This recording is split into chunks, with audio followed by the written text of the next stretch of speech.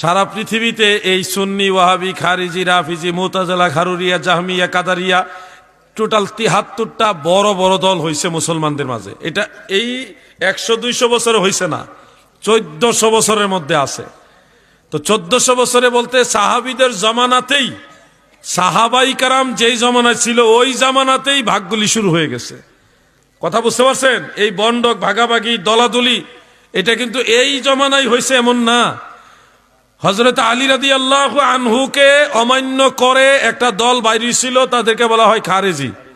তারা বলতো যে আলী রাদিয়াল্লাহু আনহুর নির্দেশনা আমরা মানি না, আমরা কোরআন মানি। কথা বুঝতে পারছেন? তারা বলছে আমরা হযরত আলীর ফয়সালা মানি না, ইনিল হুকমু ইল্লা লিল্লাহ, আল্লাহর ফয়সালা ছাড়া আর কারো ফয়সালা মানি না। তো এই যে কথাটা এখনো দেখবেন যারা বেশি ফিতনাবাজ তারা কোরআনের দোহাই দেয় বেশি, ইমামদের মানে না।